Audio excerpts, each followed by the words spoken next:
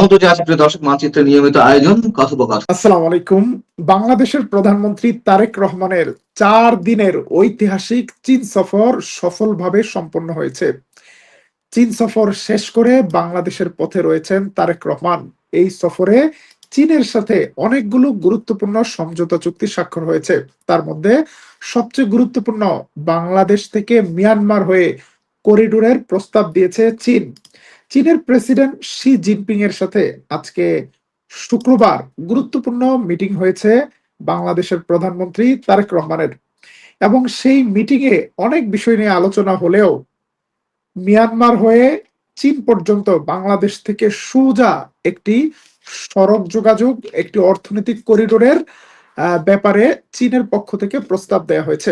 এই প্রস্তাবটি বাস্তবায়িত হলে বাংলাদেশ, মিয়ানমার, চীন এই মহাসড়ক যুক্ত হয়ে যাবে এবং চীনের সাথে বাংলাদেশের ব্যবসা বাণিজ্য, বিনিয়োগ, ইনভেস্টমেন্ট সবকিছু বাড়বে। কোন দিকে যাবে? নয়াদিল্লি। নয়াদিল্লির পশ্চিম দিকে পাকিস্তান, রাস্তা বন্ধ। নয়াদিল্লির উত্তর দিকে নেপাল, সম্পর্ক ভালো না। নয়াদিল্লির দক্ষিণ দিকে মালদ্বীপ, দিল্লিকে পাত্তা দেয় না। নয়াদিল্লির কাছে ছোট্ট একটা ভুটান আছে, মন চায় না তাও দিল্লির কথা শুনতে হয়। ভারতের রং ফরেন পলিসির কারণে, ভুল ফরেন পলিসির কারণে ভারত বিশাল শক্তিশালী, বিশাল বড় দেশ হয়েও বিচ্ছিন্ন দেশে পরিণত হচ্ছে দক্ষিণ এশিয়ায়। অন্যদিকে চীন ভারতের প্রতিটি প্রতিবেশীর সাথে সুসম্পর্ক তৈরি করছে। কোন দেশের ভেতরে হস্তক্ষেপ না করে সেই দেশগুলোতে বিপুল বিনিয়োগ করে সহযোগিতার মাধ্যমে ভালোবাসার সম্পর্ক তৈরি করছে। আমরা আমরা চীনের সাথে তারেক রহমানের সফরের গুরুত্বপূর্ণ সংবাদ জানাবো এই লাইভে। জানাবো লেবানন পরিস্থিতির সংবাদ, জানাবো তুরস্ক মিশর সামরিক মহড়ার সংবাদ, জানাবো গাজায় কিছুক্ষণ আগে ইসমাইল হানিয়ার ভাতিজাকে হত্যার সংবাদ, তার প্রতিক্রিয়ায় গাজাবাসীর কি প্রতিক্রিয়া, সেই বিষয়গুলো। প্রিয় দর্শক, আপনারা দেখছেন তুরস্ক থেকে প্রচারিত তুর্কিয়ে পিডিয়া নিউজ। আজকে ২৬ জুন, সবশেষ বাংলাদেশ চীন সম্পর্ক, বাংলাদেশ ভারত সম্পর্ক এবং মধ্যপ্রাচ্যের পরিস্থিতি নিয়ে আজকের লাইভে স্বাগত জানাচ্ছি। কলকাতা থেকে রাকিব উদ্দিন মন্ডল যোগ দিয়েছেন, চাঁপাইনবাবগঞ্জ থেকে এমডি সুজন আলী, চাঁদপুর থেকে আবুল কালাম মজুমদার, আপনাদের সবাইকে শুভেচ্ছা জানাচ্ছি। বাংলাদেশের অভ্যন্তরীণ বিষয়ে আবারও নাক গলিয়েছে ভারত। দীর্ঘদিন বিরতির পর আবারও ভারতের পররাষ্ট্র মন্ত্রণালয়ের মুখপাত্র বাংলাদেশের গাইবান্ধা জেলায় রাম মন্দির নির্মাণ স্থগিতের ঘটনায় বিবৃতি প্রচার করেছে। বাংলাদেশের হিন্দুদের জন্য অনেক বড় উদ্বেগ প্রকাশ করেছে। হিন্দুদের অধিকার রক্ষার কথা বলেছে। বাংলাদেশের উগ্রপন্থীদেরকে গ্রেপ্তার করা, বিচার করার দাবি জানিয়েছে ভারত। গাইবান্ধায় যে মূর্তিটি তৈরি করা হচ্ছে সেটা কি হিন্দুদের কোনো পূজার মূর্তি?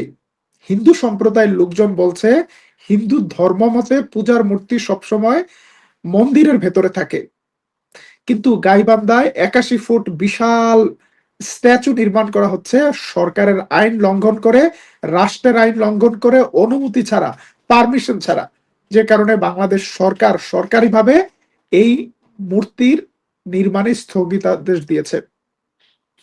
আবার এই ঘটনাকে ইস্যু করে রাজনৈতিক ফায়দা লুটার চেষ্টা করছে এক শ্রেণীর ভারত প্রেমী সনাতনী, যারা বলছে রংপুর বিভাগকে আলাদা করে দেওয়ার জন্য, যারা বলছে অল হিন্দু প্রবলেম হ্যাঁ, খুব মজার কিছু ইংলিশ আছে চৈতি অ্যাডভোকেট চৈতি বেগমের, আমরা সুযোগ পেলে সেই ইংলিশটা আপনাদেরকে আবার দেখাবো। তো যেই ভারতের পক্ষ থেকে নিন্দা জানানো হয়েছে, আমরা একটু জানতে চাই আমাদের ৫০০ বছরের পুরাতন বাবরি মসজিদ কে ভেঙেছিল? বাবরি মসজিদ ভেঙে পুরো ভারতবর্ষের মুসলমানদের কলিজায় কে আঘাত এনেছিল?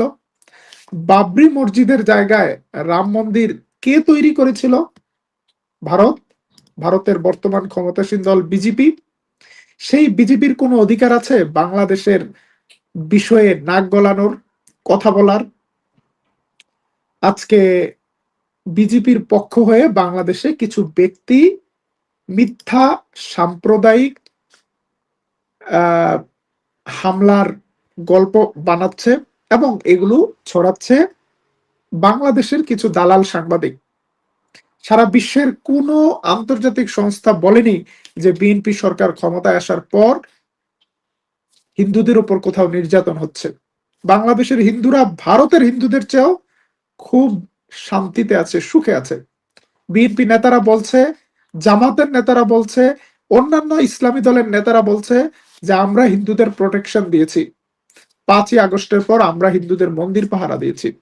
অথচ এই দেশের খেয়ে এই দেশের পরে চৈতালিরা দিল্লির কাছে নালিশ জানায়। কিভাবে নালিশ জানায় একটু শুনে আসি।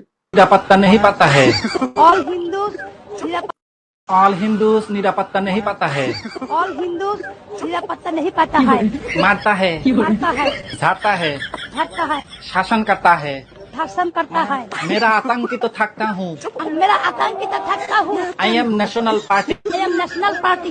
ऑल हिंदूज ऑल प्रॉब्लम है। ऑल हिंदूज ऑल प्रॉब्लम्स है। অতি সত্য কথা। এই মহিলা কিভাবে বাংলাদেশ সুপ্রিম কোর্টের অ্যাডভোকেট হয়েছে, কোন পরীক্ষা দিয়ে? এটা কি ইংরেজি ভাষা না হিন্দি ভাষা, কোন ভাষাটা ভালো পারে? তবে যেটা ভালো পারে সেটা হলো দাদাদের কাছে নালিশ করা। প্রিয় দর্শক, এইসব নালিশকে বালিশ হিসেবে আর বাংলাদেশ পাত্তা দিচ্ছে না। বাংলাদেশ এইসব বিবৃতির কোনো জবাব দেওয়ার কোনো প্রয়োজন মনে করছে না। চীনের মধ্যে আজকে তারেক রহমানের সাথে চীনের প্রেসিডেন্ট শি জিনপিং এর যে বৈঠক হয়েছে, সেই বৈঠকে চীনের প্রেসিডেন্ট শি জিনপিং বলেছেন, তারেক রহমান, আপনার বাবা এবং আপনার মা দুজনেই চীনের ঘনিষ্ঠ বন্ধু ছিল। 是中国人民的老朋友、好朋友，在不同时期为中孟关系发展，中方始终高度重视中孟关系发展，坚持面向全体孟加拉国人民的。বাংলাদেশের সাথে চীনের কূটনৈতিক সম্পর্ক তৈরি হয়েছিল প্রেসিডেন্ট জিয়াউর রহমানের সময়ে, এবং চীন বাংলাদেশ সম্পর্ক সর্বোচ্চ উচ্চতায় এসেছিল খালেদা জিয়ার শাসনামলে। এবং গত সরকারের সময় বাংলাদেশের সাথে চীন সম্পর্ক অর্থনৈতিকভাবে এগিয়ে নিলেও সামরিক এবং স্ট্র্যাটেজিক ভাবে ভারতের চাপের কাছে নতি স্বীকার করেছে বারবার। শেখ হাসিনার পতনের অল্প কয়েকদিন আগে 2 দিনের রাষ্ট্রীয় সফরে চীন গিয়েছিল।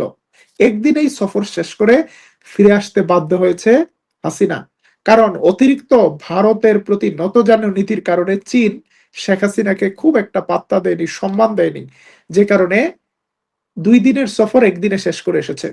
কিন্তু তারেক রহমান সফর করেছে 4 দিন। সেই 4 দিনে চীন থেকে কি আদায় করলো বা কি অর্জন করলো? আজকে মানব জমিন পত্রিকাকে দেয়া এক সাক্ষাৎকারে প্রধানমন্ত্রীর কার্যালয়ের মুখপাত্র মাহাদি আমিন জানিয়েছেন, বাংলাদেশ থেকে মিয়ানমার হয়ে চীন পর্যন্ত একটি অর্থনৈতিক করিডোর গড়ে তোলার প্রস্তাব দিয়েছে বেইজিং। এই করিডোরের লক্ষ্য হবে বাংলাদেশের অর্থনীতির পরিধি বাড়ানো, বাণিজ্য, অর্থনৈতিক লেনদেন সম্প্রসারণ এবং বহুমুখী পরিবহন ব্যবস্থাকে শক্তিশালী করা। সেই সাথে তারেক রহমানের সাথে বৈঠকে চট্টগ্রাম বন্দরের আধুনিকায়নে চীন আগ্রহ প্রকাশ করেছে।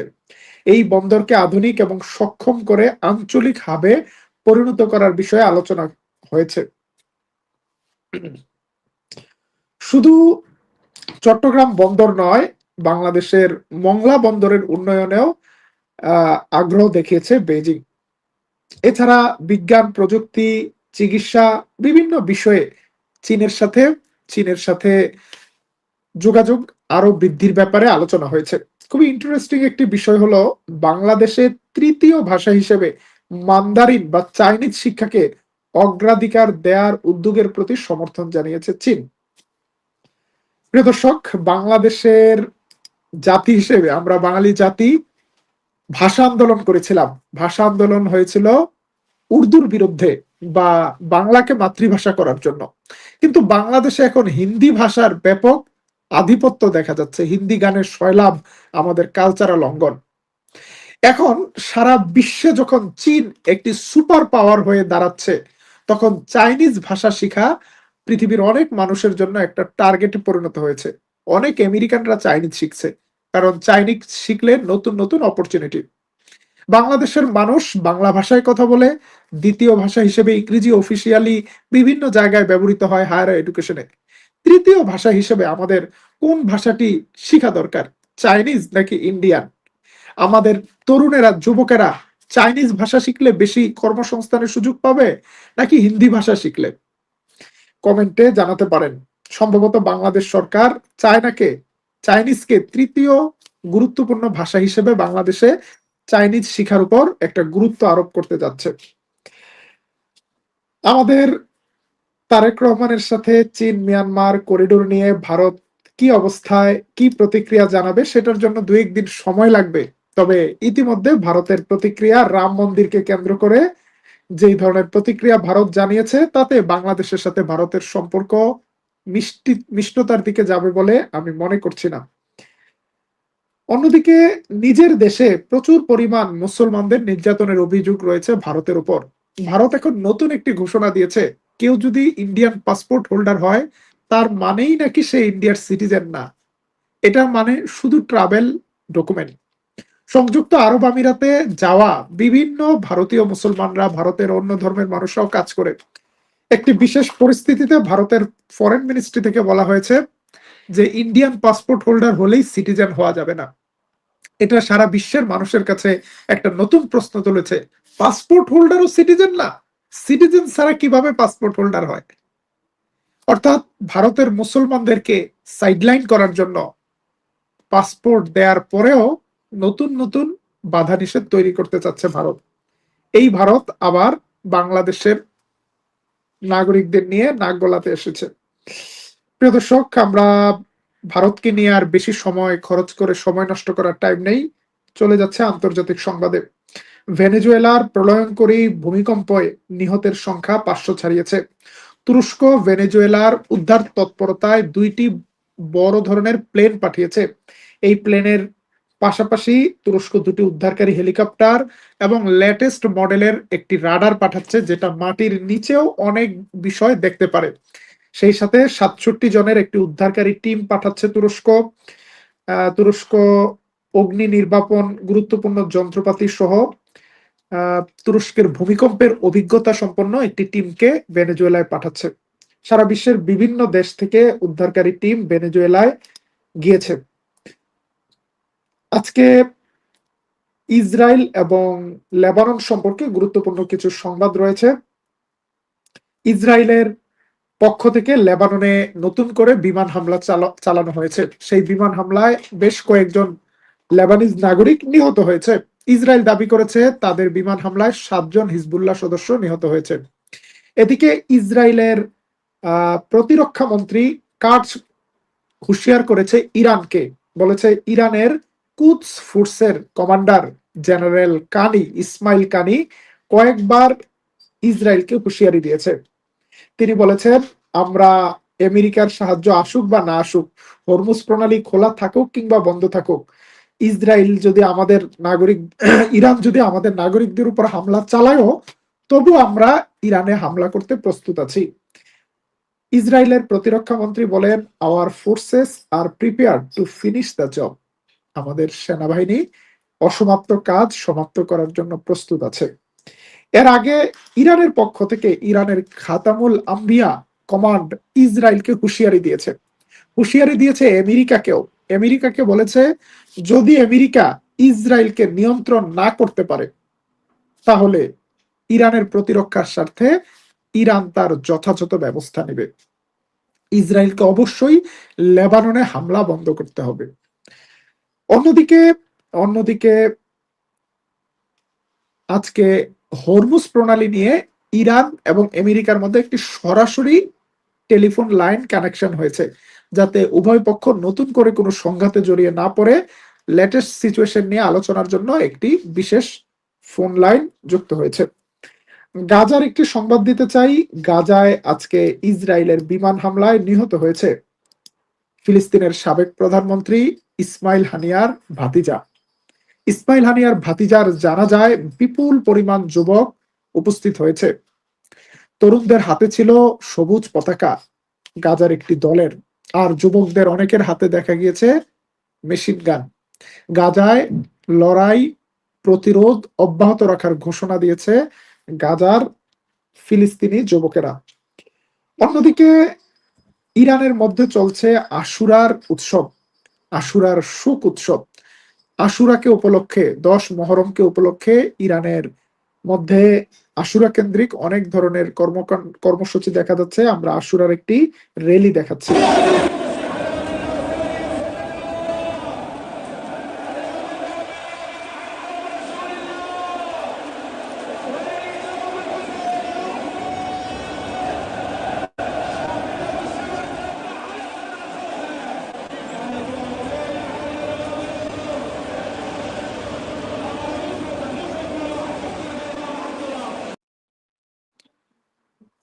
প্রিয় দর্শক, এই মুহূর্তে আপনারা যে লাইভটি দেখছেন, আমি তুরস্কে আছি। তুরস্কে গত কয়েকদিন ধরে প্রচন্ড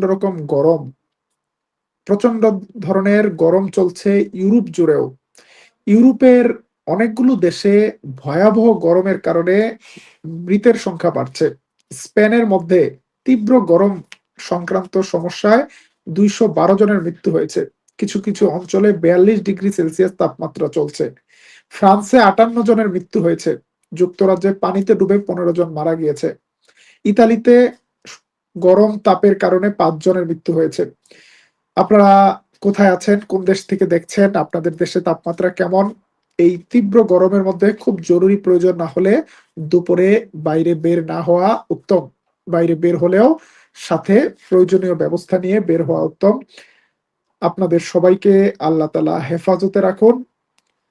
আমরা আজকের লাইভ শেষ করছি বাংলাদেশের সংবাদ নিয়ে।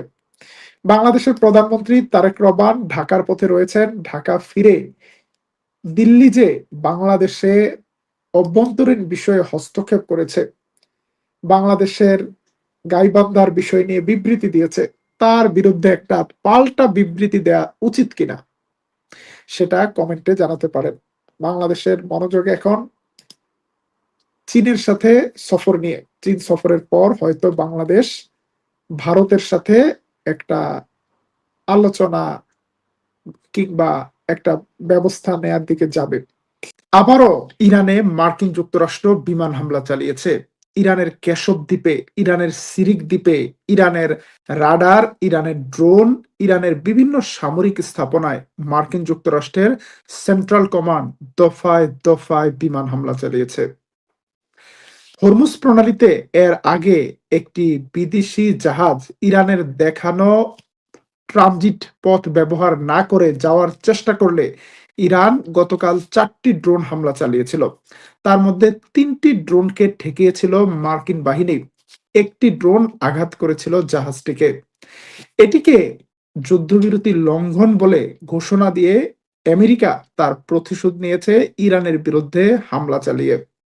মার্কিন প্রেসিডেন্ট ডোনাল্ড ট্রাম্পকে সাংবাদিকরা জিজ্ঞেস করেছিলেন, ইরান যে বিদেশি জাহাজে হামলা চালালো, সিজফায়ার ভায়োলেশন করলো, তার জবাব পাবে কি ইরান? আমেরিকার প্রেসিডেন্ট বলেছিল, অপেক্ষা করুন, দেখতে পাবেন। রাত শেষ হওয়ার আগেই ইরানের বিরুদ্ধে হামলা চালালো আমেরিকা। আমেরিকার এই হামলার জবাবে ইরানের কি এখন পাল্টা হামলা করা উচিত, নাকি ইরান যুদ্ধ বিরতি রাখার স্বার্থে চুপ করে থাকা উচিত? আমরা ইরানের প্রতিক্রিয়া জানাবো একটু পর। তার আগে আরেকটি বড় ব্রেকিং সংবাদ জানাতে চাই। মার্কিন যুক্তরাষ্ট্রের মধ্যস্থতায় লেবাননের সাথে একটি চুক্তি স্বাক্ষর করেছে ইসরায়েল। বলা যায় ইসরায়েলের লেখা, ইসরায়েলের ইচ্ছার কাছে পরাজিত হয়েছে লেবানন সরকার। সেই চুক্তিতে দেখা যাচ্ছে ইসরায়েলের ভেতরেই, লেবাননের ভেতরেই থাকবে ইসরায়েলি সৈন্যরা। মাত্র 2টি ছোট্ট জায়গা থেকে ইসরায়েলি সৈন্যরা অল্প একটু সরে যাবে। সেই জায়গাটা তুলে দেওয়া হবে লেবানন সেনাবাহিনীর হাতে। সেনাবাহিনীর দায়িত্ব হবে হিজবুল্লাহর সবকিছু নির্মূল করা। হিজবুল্লাহকে যতটুকু নির্মূল করতে পারবে লেবাননের সেনাবাহিনী, ততটুকু জায়গা পরবর্তীতে খালি করা হতে পারে। এইরকম একটি দাসখত দেওয়া চুক্তি স্বাক্ষর করায় লেবাননের জনতা রাজপথে নেমে এসেছে। প্রচন্ড বিক্ষোভে উত্তাল হয়ে পড়েছে লেবানন। লেবাননের রাজধানীতে লেবাননের জনতার উপর ঝাঁপিয়ে পড়েছে লেবাননের সেনাবাহিনী। সেনাবাহিনী ব্যাপক দমনপীড়ন চালিয়েছে নিজের জনগণের বিরুদ্ধে, যারা লেবাননের সীমান্তে বিড়ালের মতো মিউ মিউ করে ফিরে এসেছিল বিনা যুদ্ধে। প্রিয় দর্শক, আজকের লাইভে লেবানন পরিস্থিতি, ইরান আমেরিকা পরিস্থিতি নিয়ে সবশেষ সংবাদ জানাবো। আপনারা দেখছেন তুরস্ক থেকে প্রচারিত তুর্কিপিডিয়া নিউজ। আজ 27 জুন, সবশেষ আপডেট সংবাদে সবাইকে স্বাগত জানাচ্ছি। মার্কিন যুক্তরাষ্ট্র যুদ্ধবিরতির চুক্তি লঙ্ঘন করে ইরানের নির্ধারিত পথে জাহাজ না পাঠিয়ে বরং বিকল্প একটি পথ খোলার চেষ্টা করেছিল বলে অভিযোগ করেছে ইরান। কিন্তু বিকল্প কোনো পথ ইরান সহ্য করবে না, টলারেট করবে না। সেই মেসেজ দেওয়ার জন্য ইরানের নির্ধারিত পথের বাইরে দিয়ে যারা জাহাজ পরিচালনা করছিল তাদেরকে অ্যাটাক করেছে ইরানের আইআরজিসি। আবার ইরান সাথে সাথে সেটা আমেরিকাকে ফোন করে জানিয়েও দিয়েছে যে এরা আমাদের নিয়ম লঙ্ঘন করেছে, সে কারণে আমরা হামলা চালিয়েছি। যদিও জাহাজটি আমেরিকার নয়, সিঙ্গাপুরের একটি জাহাজ, কিন্তু এই জাহাজটিকে আমেরিকাই পাঠিয়েছিল, যে কারণে জাহাজটির নিরাপত্তা দেওয়ার চেষ্টা করেছে আমেরিকা, কিন্তু ব্যর্থ হয়েছে। 4টি ড্রোনের মধ্যে অন্তত একটি ড্রোন আঘাত হেনেছে জাহাজটিকে। এখন এটিকে অজুহাত দেখিয়ে ইরানের বিরুদ্ধে হামলা চালিয়েছে আমেরিকা। অন্যদিকে ইরান বলছে ইসলামাবাদ চুক্তির 5 নম্বর ধারা অনুযায়ী হরমুজ প্রণালীর নিয়ন্ত্রণ থাকবে ইরানের হাতে। ইরান নির্ধারিত রুটেই জাহাজ চলাচল হবে। ইরানে হামলা করে আমেরিকা যুদ্ধবিরতি লঙ্ঘন করেছে। প্রতিক্রিয়ায় ইরান সাথে সাথে জবাব দিয়েছে। ইরানের পক্ষ থেকে বলা হয়েছে ইরান আমেরিকার বিভিন্ন সামরিক স্থাপনায় রাতেই হামলা চালিয়েছে এবং আমেরিকাকে হুঁশিয়ার করে দিয়েছে আমেরিকা যদি সামনে আরো হামলা চালায় তাহলে এবার আরো বড় ধরনের অ্যাকশনে যাবে ইরান। কিন্তু ইরান ঠিক আমেরিকার কোথায় হামলা চালিয়েছে সেই সম্পর্কে আমরা বিস্তারিত কোনো তথ্য এখনো পাইনি। মার্কিন সামরিক ঘাঁটিতে ইরানের পাল্টা আঘাত, ব্যাপক যুদ্ধের হুঁশিয়ারি দিয়েছে ইরান। দক্ষিণ লেবাননের মতো এবার ইরানের সিরিক উপকূলে মার্কিন বিমান হামলা চালিয়ে যুক্তরাষ্ট্র তাদের যুদ্ধবিরতির প্রতিশ্রুতি লঙ্ঘন করেছে বলে বিবৃতি দিয়েছে আইআরজিসি। এবং আইআরজিসির দাবি যুক্তরাষ্ট্র উদ্দেশ্য প্রণোদিতভাবে অন্য পক্ষগুলোকে উস্কে দিয়ে এই চুক্তি লঙ্ঘন করছে। বিবৃতিতে ইরান বলেছে ভবিষ্যতে মার্কিন আগ্রাসনের পুনরাবৃত্তি ঘটলে ইরানের পক্ষ থেকে এর চেয়েও বড় ও ব্যাপক পরিসরে জবাব দেওয়া হবে। এবং ইরান দাবি করেছে ইরানের নৌবাহিনী এই অঞ্চলে মার্কিন সামরিক অবস্থানগুলোতে সরাসরি আঘাত হেনেছে। তবে এখন পর্যন্ত আমরা ইরানের মিসাইল হামলা কিংবা ড্রোন হামলার কোনো ভিডিও ফুটেজ বা ছবি পাইনি। যদি সেই ধরনের কোনো ছবি আমরা পাই তুর্কিপিডিয়া টেলিগ্রাম চ্যানেলে আমরা জানিয়ে দেব। প্রিয় দর্শক, অন্যদিকে লেবাননের সাথে একটি চুক্তি Blessings of peace. Israel. God bless Israel. May God bless Lebanon. May God bless the United States of America and all those who pursue peace. Thank you.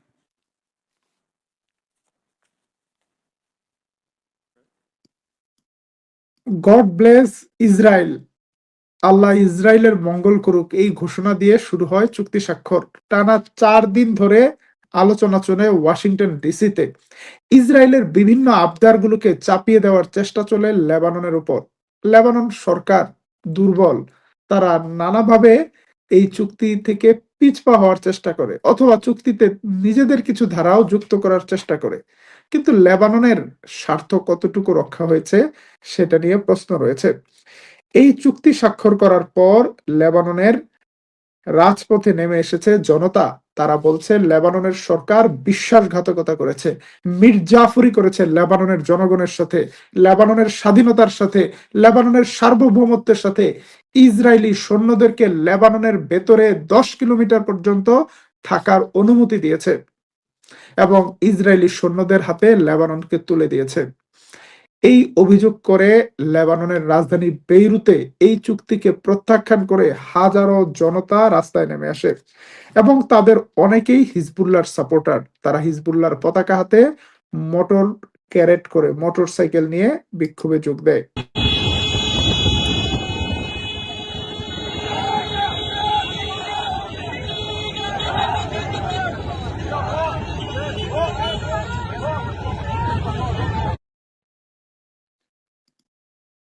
বিক্ষোভের এক পর্যায়ে রাস্তায় টায়ার জ্বালিয়ে বিক্ষোভ প্রদর্শন করে এবং উত্তপ্ত স্লোগান দেয়।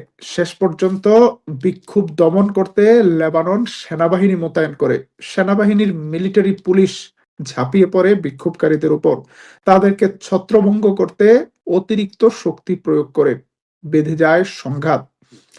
লেবাননের লেবাননের জনগণের স্বার্থ জলাঞ্জলি দিয়ে যেই চুক্তি করেছে লেবাননের সরকার ইসরায়েলের সাথে, এই চুক্তিটি লেবাননকে অভ্যন্তরীণভাবে আরো উত্তপ্ত করে তুলতে পারে।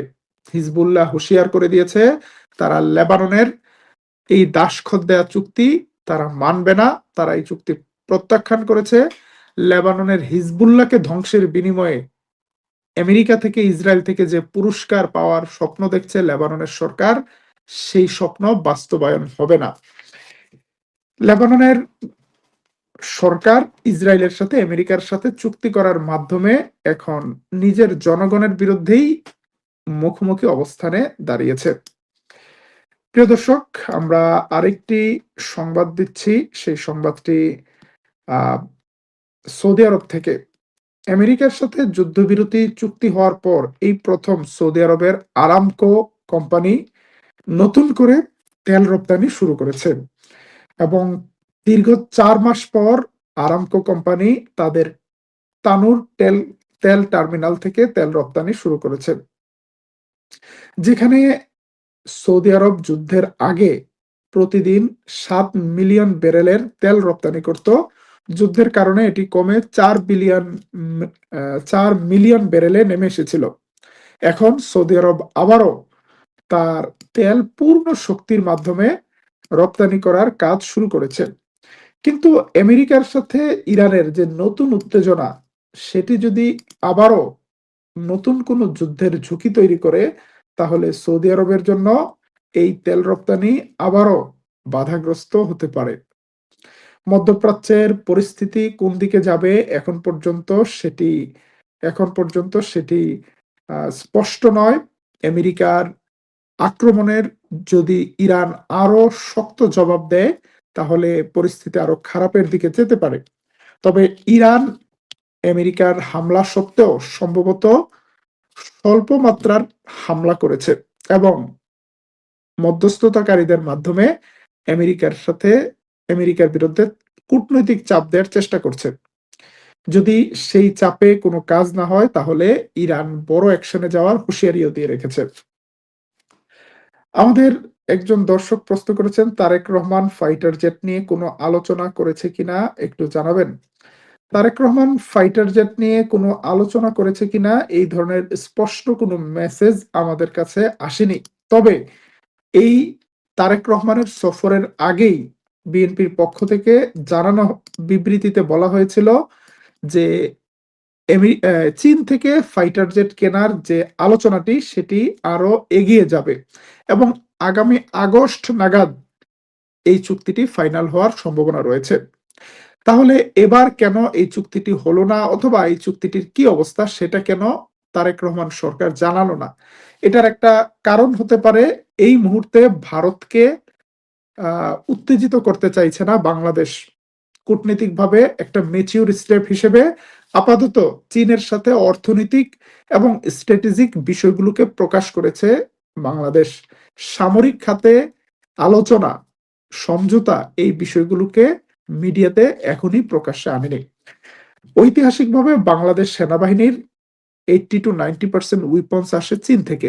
বাংলাদেশ বিমান বাহিনীর বেশিরভাগ বিমান চীনের এবং বাংলাদেশ বিমান বাহিনীর জন্য চাইনিজ ফাইটার জেট ব্যবহার করাই সবচেয়ে ভালো, কারণ চাইনিজ ফাইটার জেটগুলো দামে আমেরিকা ইউরোপ থেকে কম, আবার বাংলাদেশের বিমান বাহিনী চাইনিজ ফাইটার জেট ব্যবহার করতে অভ্যস্ত। তবে তারেক রহমান একটি মেসেজ দিয়ে, একটি ছবি দিয়ে একটি মেসেজ দিয়েছেন। তারেক রহমান চীন সফর থাকা অবস্থায় চাইনিজ মিসাইলগুলো পরিদর্শন করেছেন। চীনের আরো অনেক সামরিক স্থাপনা পরিদর্শন করেছেন, তবে ছবি দিয়েছেন একটি। আশা করি দাদাদের জন্য এই একটি ছবি যথেষ্ট। এই ছবিটি বলছে বাংলাদেশ প্রয়োজনে চায়না থেকে ব্যালিস্টিক মিসাইল সংগ্রহ করবে। বাংলাদেশ প্রয়োজনে চায়না থেকে অ্যাডভান্স এয়ার ডিফেন্স সংগ্রহ করবে। শুধু ফাইটার জেট নয়, বাংলাদেশ ব্যালিস্টিক মিসাইল এয়ার ডিফেন্সের ব্যাপারেও আলোচনা অব্যাহত রেখেছে। আশা করি সময় মতো সরকার সিদ্ধান্ত নেবে। তবে সবকিছুর জন্যই একটি